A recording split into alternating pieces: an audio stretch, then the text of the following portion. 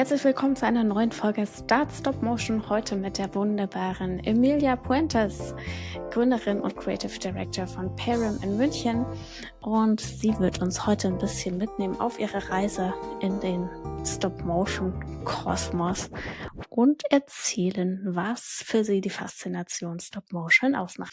Ihr Stil ist verspielt, handgemacht und visuell immer auf den Punkt. Früher als Fotografin, heute als Art Director ist sie unterwegs mit Marken, die mehr wollen als nur hübsche Bilder.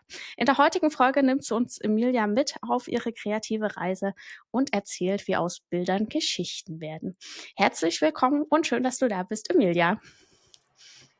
Dankeschön. Thank you. Genau, und vielleicht einen kleinen Hinweis gleich an alle Hörerinnen und Hörer. Wir switchen jetzt gleich zu Englisch, weil das Emilias Native Language quasi ist und ihr das ein bisschen angenehmer, komfortabler ist, in Englisch zu sprechen. Und deswegen machen wir heute die Podcast-Folge zum ersten Mal auf Englisch. Well, a very warm welcome, Emilia. Thank you so much. Thank you so much for having me. I'm excited. It's my pleasure. Let me jump into the stop-motion topic. How did you get in touch with stop-motion at all? How did that happen? Oh my gosh. So in like 2016-ish, I discovered an artist on Instagram. Her name is Rachel Ryle. I don't know if you've heard of her, but she was making these really cool paper stop motions where she would draw like the things that she was animating, and then she would use her hands to bake a cake or something like that, or travel through a city, open a map, make a letter, just everything out of stop motion with her hands with really delicate art that she was drawing. And I thought that was just the coolest thing because I haven't seen anything quite like that before. Because with stop motion, I think I was watching like Chicken Run was like a really old movie. You know, you would see stop motion in more film rather than seeing it on social media and marketing, especially something like that. So I was like, that is so cool. And at the time I was working at an agency in Wisconsin in the US, and I pitched the idea to do something like that for a campaign. And so I was able to do about 6 videos total with a similar style. And it actually got nominated for an award, actually. Oh, nice. Yeah, so that was really, really cool to have been part of that. So, yeah. How would you describe what's the magic about stop motion? Oh my gosh. Well, I think my favorite thing is that you can, make things, like give things and inanimate objects like a personality and life. You can like use your hand and toss a bag of tea, and then the tea bag can pop out of its of its container or something, and then just kind of move around on its own. And so I just find that to be really magical. Mm-hmm. And what's your personal background? Where did you come from when you discovered stop motion? So my personal background is a lot in art. I was always a creative person. Actually, I found a video of myself when I was 8 years old, and I was making a whole dollhouse out of cardboard and paper for my toys. And so this creativity kind of started way, way back in the day. And when I got into the university, I actually was trying to figure out what to study, and I thought journalism. I want to be in maybe some TV, but I decided in the end, wait, what am I doing? I'm a very, very creative person. And so I studied more art. I graduated more with a graphic design background and degree.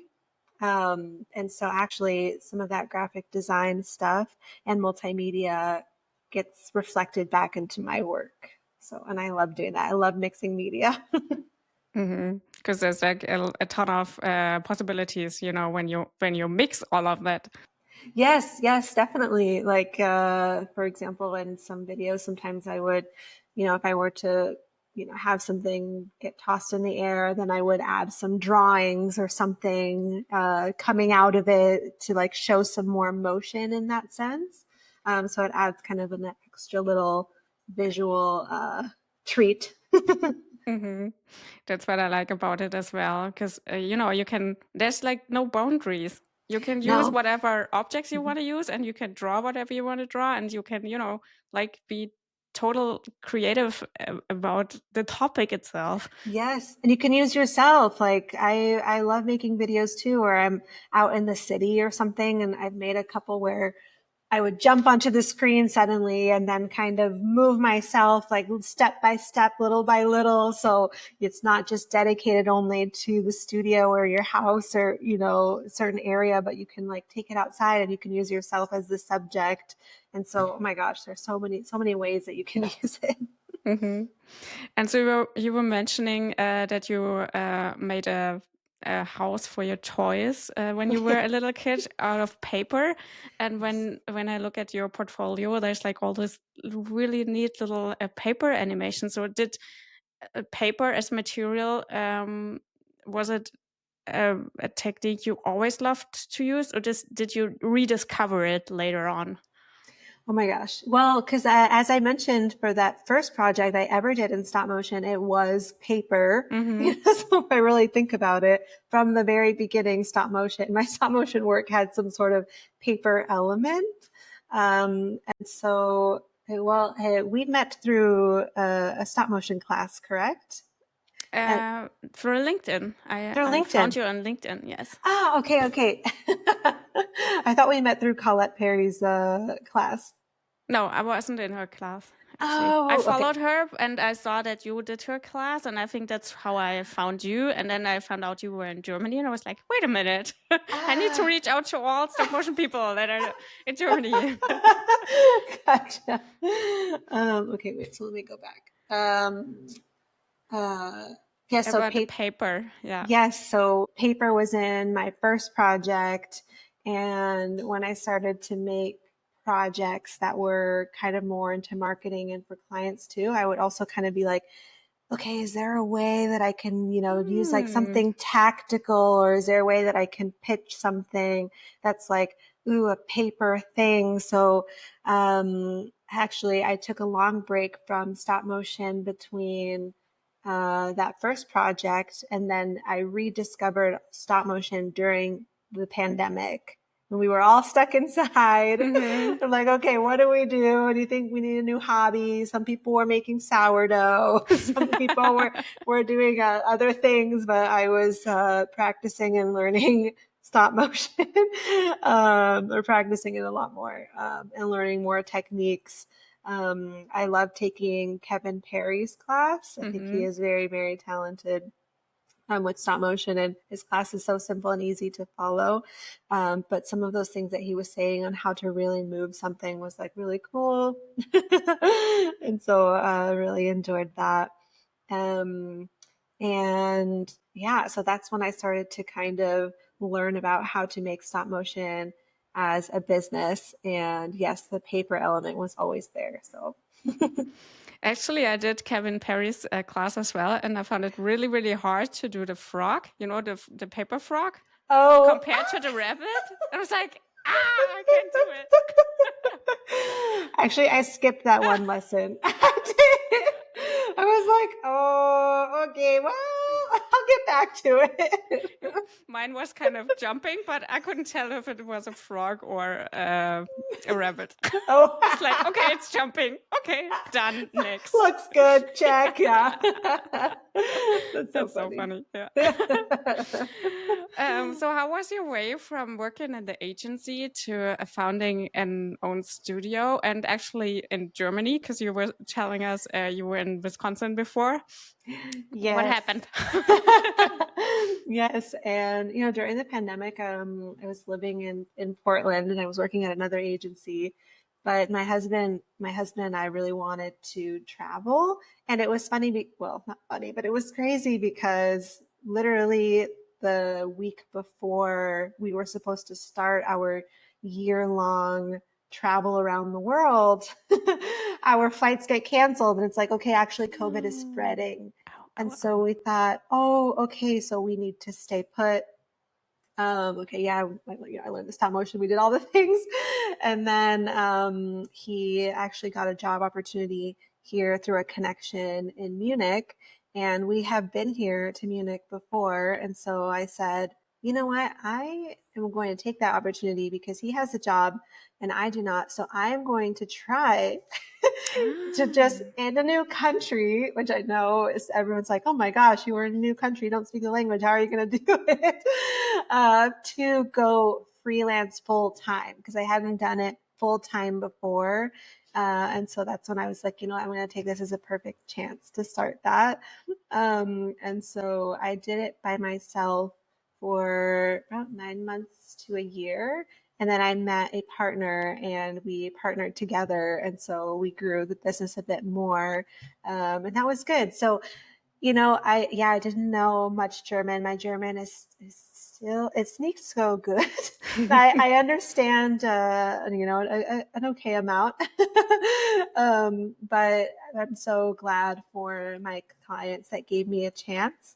And, you know, they spoke English with me as well. And so that was really, really great. And I had a few connections too through Stop-Motion actually, who did give me some referrals. And so that was really, really great. So I'm thankful. That sounds really, really exciting, being in a new country and starting a new business. And even after COVID, even the economy was, you know, shifting and not being stable at all. And how did you get your first clients? Did you knock on doors or was it connections or how did it work? So the main thing I did was I just started to make stuff that I really, really liked. And there were times where I made things with just inanimate objects and I used hashtags to try to get people to see what I was doing. But then also there were a couple of times where I made projects with my favorite snacks and I tagged that brand in particular. And actually, for one of the brands, they did send me some free food. So that was really cool. They're like, Nice. oh, we saw what you did. Like, we really like it. So I was like, oh, thank you so much. And they sent me some food. So that was very nice. And so growing my portfolio that way, when I did reach out to clients, I did a lot of cold messaging via Instagram and cold emailing. And that actually was one of the most effective ways to get clients because then they were able to see my portfolio right away on Instagram.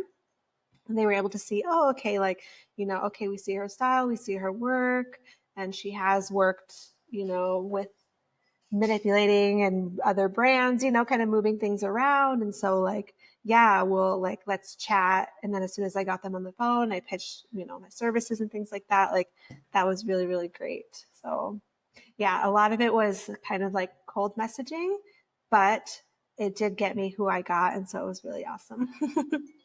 Nice.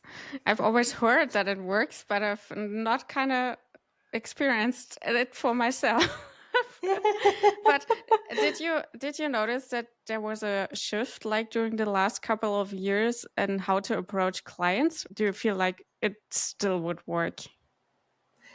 You know, I have talked to a few of my fellow stop motion people, and it does seem that right now there is a lot of oversaturation in Mm-hmm. client inboxes to, you know, from creators that say, hey, well, I want to work with you.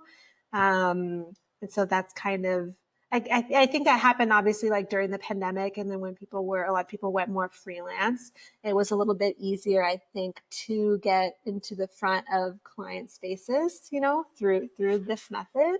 So I know that it has shifted at this point, but I still think that a mix of everything could still be helpful because if you don't have like a connection to that company, I think that, you know, cold messaging, or I know that I've heard that LinkedIn is also very, very good to finding connections, could still be helpful. Mm-hmm. So there's still hope for all of us stop Yeah, motion I artists. hope. Yeah. That's good. Good to hear. um, where do you draw inspiration from for your freelance works or for client projects? Where does it come from? I get a lot of inspiration not from other stop motion videos. I think that when I see, because I love the mixed media and I like graphic design. Usually those types, like with colors and graphic design, I get some inspiration there on how to put colors into my videos. Or there was one time I saw a really cool photo of a toy and I liked the way that the toy was being photographed. And I thought, oh, okay, like there's this kind of circle in the around the toy. Like, how can I put that into something that I'm doing, which is a video, like something else, or for a product, So if it's like a chip brand, then I got inspiration from a toy, versus like Mm-hmm. another chip brand. I think that's really, I think that kind of makes things really unique as well, because then you're not, doing what other chip brands are doing, but you're maybe taking inspiration from a toy brand where it can be a visual element that you don't expect to put with this other, industry. So I like to get inspiration that way. Mm-hmm. And are there any other artists or filmmakers besides you mentioned Kevin Perry and Colette Perry that inspire you or your love for the style? Ooh, oh my gosh. I may have to think about that one. Maybe some Oh, films you saw when you were younger.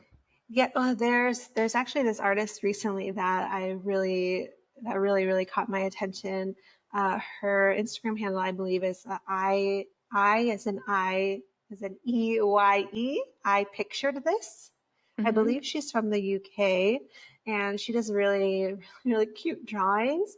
But she recently collaborated with her life partner, and he does like these kind of animations where he took her drawings and he placed them on her desk, and it looks as if these paper drawings are floating or actually like interacting 3D Hmm. within the space. And I was so inspired by that. I pinned one of the projects on my Instagram that where I took inspiration and tried it for myself. So I was like, wow, that's actually like really, really cool to like put, yeah, a project or a paper item in a 3D space like that. And so Mm-hmm. that was really, really cool. Because I do like to not only explore stop motion, but I love to explore like all different types of media, like whatever is coming up new.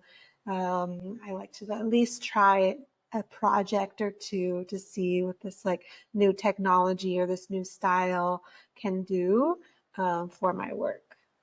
Speaking of new technologies, have you tried out AI tools for creating stop motion content at all? I, ooh, no, I have not. AI, I do use it right now as an art director, and it's not perfect. I mean, it's really advancing really, really fast. With video still, it still needs some time. It's way better with photos Mm-hmm. than it is with video. I don't know if it fully can understand stop motion, but I've never tried before, so I'd Mm-hmm. be curious to know how that would work actually. I just saw this one artist on Instagram who is experimenting with AI tools like all the time, and I asked him if he had ever done a stop motion yet, and he was like, "No, let's try it out." And then he did like I think it was like 3 or 4 pictures only, like just a cookie that's been Okay. eaten, I guess, Yeah. and yeah. But it was like the cookie looked different at all pictures. Of course. Obviously, because the consistency within all the AI Yeah. generated content's not there yet, I think. Yeah. But I think it's still something to look out for. And especially, I always think if you're a creative and you know about like technical parameters and you know like how to prompt, I think it's like when you compare it to being a photographer, being able to express like how the photo is going to look like and what all the technical detail needs to be. And I think there might be a possibility in the future, you know, to create single pictures for creating a stop motion with an AI tool. You're right. A lot of it, when I work with it, I have to be almost so specific, you know, or else it will do something completely that you don't want to do. Yeah. Or, you know, I sometimes I give it a photo and I say, okay, great, I love it, but can you only change this one part? But it still changes Mm-hmm. everything, Mm-hmm. not just the one part. I'm not sure why it does that. But that's mainly with, ChatGPT is the one that does that. Midjourney is pretty good. You know, oh my gosh, there's so many out there, right? I know. I know. But I always hope there's gonna be a need for handmade stop motion as well, because Yes. it's different, you know? Do you Hmm. feel the same way? Do you think it's different than AI generated stop motion, if that's even possible in the future? Right. Oh my gosh. I think tactical, like things made with human hands, will always be really valuable. You know, there's like a human element. Like when I see some of these AI images, a lot of the time you can tell that there's no like life to it, you know, in a sense, right? Mm-hmm. It looks more flat. Or if you have like a human face, their eyes are always kind of like, Mm-hmm. you know, and the lighting is kind of off. It doesn't look so natural, you know. I still think we have a lot of time until it could maybe make a stop motion that's decent, but I don't know. I still hope that that humans and we can be very valuable in making things technically by hand. Yeah. And also I think there's like the thing about stop motion like is not being perfect in a Yes. sense. And I think that's what the AI is kind of not doing because it's generating like all these perfect pictures. Yes, And then that's true. that's exactly how you described it. It's like there's missing like the human touch. There's something that's not in the pictures or videos. Yeah. Yes, definitely 100%. I agree. Yeah. Yeah. All right. So then we still can continue to make some stop motion clips by hand. Yes, always, Luckily. always. Yes. Hopefully for a long Sounds good. time. Yeah. So how was working in an agency in the US compared to freelancing in Germany? How was it different? Hmm. Uh, well, with freelancing, I mean, I loved having the freedom to like make my own time. You know, I love to, you know, even though I was freelancing, I did still dedicate time in my day to say, you know what, my day is still 9 to 5. I did do that most days. Yeah, there were some days where I said, you know, yeah, I'm going to take a break and I'm going to take half a day and go to the lake, you know, something like that. But I still dedicated the time to say, okay, I have a business now and I'm freelancing. And so I need to treat it as a job for me to find work and to find clients, and to make things so that I can have it in my portfolio, to show people. So it was mainly, yeah, having the free time still to to do, and you know, whatever I wanted, and to choose kind of the clients too that I wanted to work with as well. So I really enjoyed that. Hmm. But now you're back in an agency as a art director, Yes. and how's that shift back to where you actually started? How's that for you? Yes, it was actually, it took some time to adjust to say, okay, I need to go Hmm. and commute and need to go somewhere, you know, and I need to definitely work 9 to 5 every day. So because I was freelancing for about almost 4 years. So I was a little bit rusty on going back to work.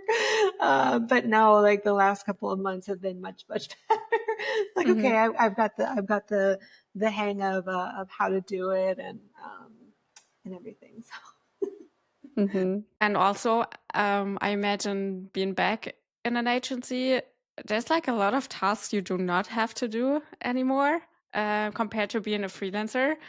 yes, that's a good point. Yes, like like going and pitching, yes. I think that so when I did have the business with my partner, so I was the creative side and she was the business side, because the business side was always something that was a little bit more tedious, right? When you're a creative and you start a business, you're like, oh, well, I just want to be the creative person. I just want to make videos, right? And just put them out there and like, that's it.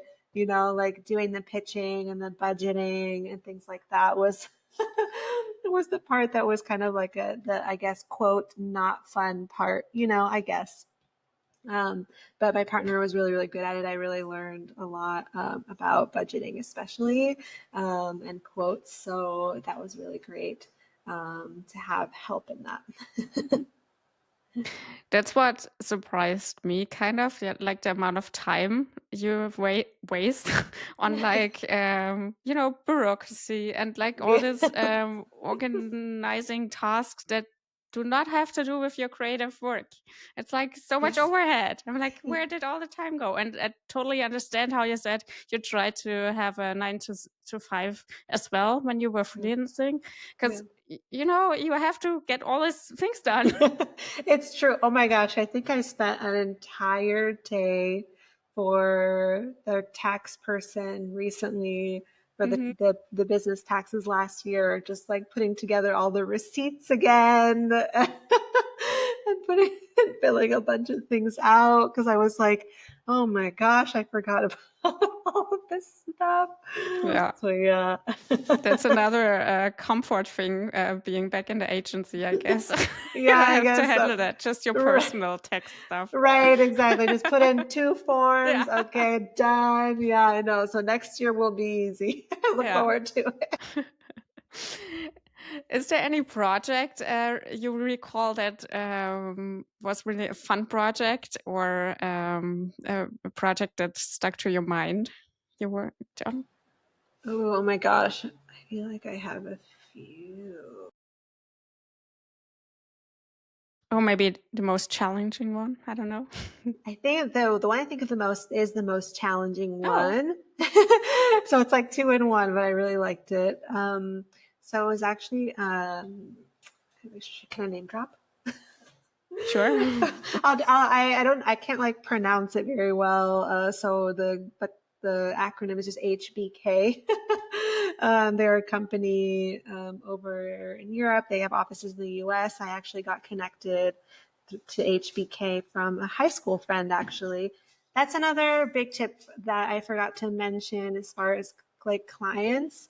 You know, something that I really valued that someone has told me was to just always talk about what you do with like people, even if you meet someone for like 20 minutes, like if you just talk to every single person and say, oh yeah, I'm a stop motion artist, or oh yeah, I do this art, then that person, it is likely so that they will remember you and say, oh, okay, like, yeah, I met this person who does stop motion, like, and I thought it was really cool, because you never know where these connections can come from. And so I was very surprised that someone that I knew in high school, like 8 years ago, would be coming to my inbox and saying like, hey, well, I'm looking for videos for our YouTube, and actually, your paper stop motion stuff is really nice.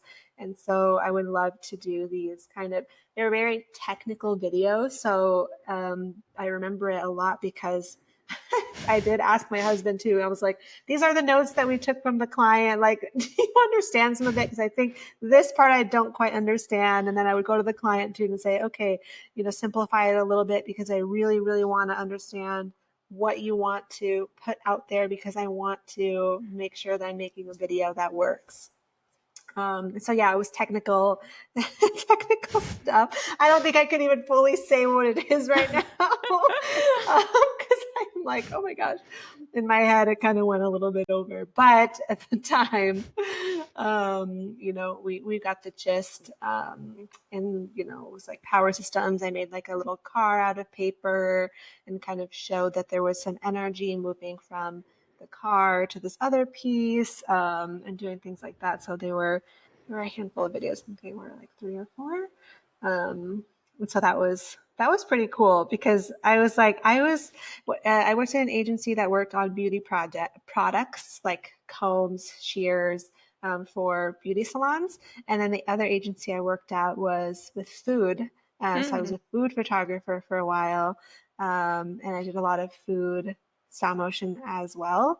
And so this kind of technological topic was very new, and it was exciting because that was another reason why he had us do it, is because he's like, well, I've never seen, this type of technology or this type of topic portrayed in this stop motion way. So that was good. Yeah, sounds like a really fun project. Yeah, it was cool. And challenging. Yeah, it was challenging and fun. Yeah. So this podcast is called Start.Stop.Motion, as being an invitation to everybody to try out stop motion themselves. What would you say? Why should everyone, no matter if they have kids or not, and everybody has a smartphone and can do a lot of creative things with it. Why would everybody need to try out stop motion from your perspective? Oh my gosh. The biggest thing I've learned from stop motion that I just found very valuable to me personally, it could also be for people, is it taught me a lot of patience. Because, when you move certain things around, sometimes it takes some time and it takes a little bit to like get used to it. But once you get the final result, or once you start playing back what you have made, it's so exciting. Like I taught stop motion to a couple of children back in the day, like back during the pandemic.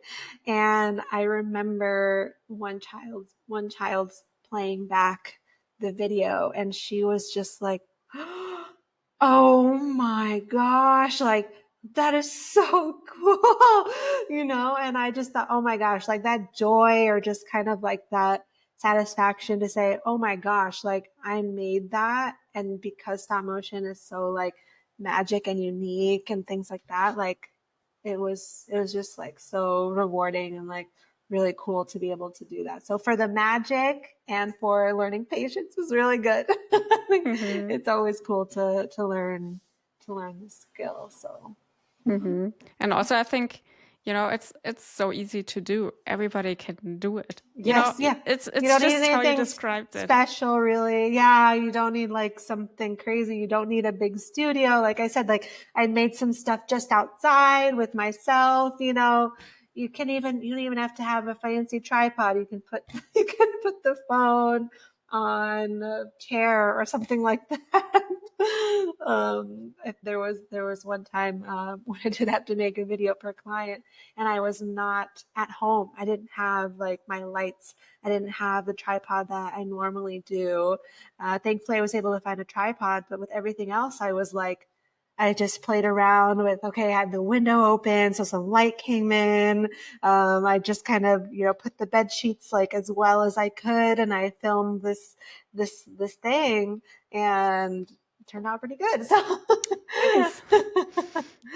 yeah. Yeah, that's really magic. Yes. Yeah. You don't need a lot, and you can make something really cool. Just like even like 10 pictures, 10 frames, you can still make something really awesome. My friend Emily from Huddle Studio, she recently did a lot of challenges on her Instagram, and I thought I was really really cool. I loved following those along because I think she did a challenge where she said, okay, let's see the stop motion that I can make in 15 minutes or something. I'm not sure if it was 15, but it turned out really cool. So you don't need that much time either. Yeah. I saw that challenge as well, and I was amazed by the things she did with the wool string. Oh That yes, he oh had yes. like forming different people and dancing and stuff like that, and Oh was like so yes. crazy. Yes. Yeah, a piece of like wool, Mm-hmm. you can really make a video with anything. Yeah. Yeah, nice. So, do you have any plans regarding stop motion for the future for yourself? Any projects or corporations you would love to do, or something that's maybe in the pipeline that you can mention? Ooh. I don't have anything in the pipeline at the moment. I would love to make one more thing before baby comes. I didn't say that. I'm pregnant. To your listeners, I have like 2.5 more months. I would love to. I would love to make something before baby arrives. Just to kind of work those wheels again Hmm. and make something cool. I also think that I would love to teach my child stop motion and Hmm. show them how it works and what I've done. And I still have all of the tech, the dragon frame. I have all my lights and everything. So uh, I definitely think that I want to do something again very soon. So Sounds good. oh, but collaborations. Oh my gosh. Um, uh, well, I've been, well, I've been craving a lot of like American snacks and food. I feel like Wario would be really, really cool Mm. to do some videos for. They would be really, yeah, that would be very interesting. But congrats on your pregnancy. Yeah, thank you. Thank you. I was not sure if I can mention it. Oh yeah, no. So you brought it up, then Yeah, I it's did. okay. Well, yeah, but it's the fun. We have a daughter as well, but she's already turned like 13, and that was my plan as well. To show her how to do stop motion. Now she's kind of bored whenever I ask her if she wants to Oh do something, no. and she's like, "Oh no, that's so boring." And but all her friends are like, "Oh, this is so cool." Because they're not used to it, they don't have a parent who Right. does it. But when I she was see. little, she animated like all of her toys and the Legos and everything that was in their child's room. Oh, that's so Yeah. nice. Well, the teenage years are always like, Mm-hmm. well, Mm-hmm. that's not cool anymore. Yeah. But, she could come back and say, actually, yeah, like let's do something else. Let's make more stop motion. So Yeah. So I can totally feel, this desire to want to pass it on, like your yes. passion for stop motion. Yeah, yeah, definitely. And all the creativity too, Mm-hmm. like it would be so great. All these new generations, Yeah. it'd be nice.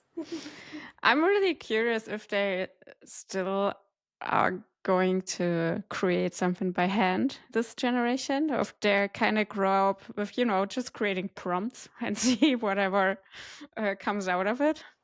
Oh, yeah, I'm not sure. That's a good question. Like part of me thinks that, well, how have you seen like all the Gen Z, even Gen Alpha, I think are starting to get all of these like really old, quote, old Mm-hmm. Mm-hmm. cameras, Mm-hmm. Like the you know? analog cameras with Yeah, film still exactly. in it. Yeah, exactly. So they're kind of like, oh, they're thinking that this older stuff is like really Yeah. cool and like tactile. Yeah. So I definitely think that there still will be an audience and like these kids will still want to do things that are, quote, older, I guess, Mm-hmm. and not so like modern, right? So I have hope that things will still stay. you know. I think also this is like an escape from the world, which is Mm-hmm. crazy out there, Mm-hmm. and Mm-hmm. it's kind of like going back to whatever you can create with your hands. That's a lot of hand. I don't know what's in English, but like the knitting and like Oh, like doing stuff. crocheting. Yeah, Yeah. there's a lot of that going on as well, even with the young people. That's So. true. I have seen that on like TikTok. A lot of them are making like these onigiri and like Mhm, there are a lot of artists that I still get. I think I've got an artist recently who was very, very popular, and she just makes like little like keyboard like keys covers like for your keyboard, mhm, and also like little ceramic toys, I guess. But she's very, very popular mhm. in doing that, and I think people are still inspired by it. So it's really nice, yeah, because I don't want AI to take over Oh everything. no. We still need us to, to add our touch to it, because I think that people will get tired, you know, of That's not what I being think. real. Yeah. Yeah, And seeing also that. like it's like with like real human connections, like meeting Yeah, people in person again. That's yeah, always that's coming back, I think. And it's a different kind of story, for everyone yeah, if they can meet or work in person. So yeah. you were talking about going to the agency now. Do you have to be there like every day of the week in person? No, I'm actually there now, just 2 days a week. But yeah, that was the other thing too, right? Like during the pandemic, I think I was just here either by myself or or with my husband. There was no one else to like collaborate with and like, Mm-hmm. see. So that was the other thing, to be like, oh, okay, yeah, this is what it's like to be in an office again, and that you see other people, sometimes get distracted and all that. But no, I like it because, then I can be like, oh yeah, my coworkers are going to walk to the Edeka and they're getting lunch. So I'll join, or like take a walk, and do that. So that's kind of it's good too. Yeah, and also to have some conversation that's not connected to work. Because when you're Yeah. by yourself and doing remote work, you always have like appointments and calls, but it's Yeah, always like work related. And I think that's true. being back in the office and just talking about anything with anybody is Yeah. just like, some more personal level, I guess. That's true. That's true. And when I was freelancing, I did try to meet some people, yeah, like online, but also I met another stop motion artist out here in Munich, Hmm. and so then we got together a few times as well. Um, so that we can have that camaraderie, and you can like bounce ideas off of someone or find out what someone else is doing. I think that's really important because, yeah, and freelancing, it can be easy, to just wake up, go to the desk, work. Yeah, yeah, just yeah, and then be done and go to bed or something like that, Hmm. you know what I mean? So making the point to say, okay, I'm gonna either join a creative group or meet someone new to talk about what I do and find out what they do. I think that's still really, really essential, I think, in like freelancing. So we don't get like too stuck in our own head. And it's always good to hear from other people and learn from other people as well. Hmm. Yeah, Yeah. that's what I think as well. Do you have any other topics you would like to talk about? But yeah, no, I'm glad to have chatted and talking about stop motion again. I'm finding this is what I did in Wisconsin and in Portland when I was working, is that if I did find an opportunity to say, oh hey, like maybe we can do this in stop motion, kind of thing, then I would take it. And so I'm also like keeping an ear out at my current job to see if I could do that, because it's just so fun, and you learn a lot. And the community is not like so huge, like you can go on Instagram and look up stop motion. Like there's a lot of like top people, and then there's a lot of us who are like a little bit smaller who are doing it.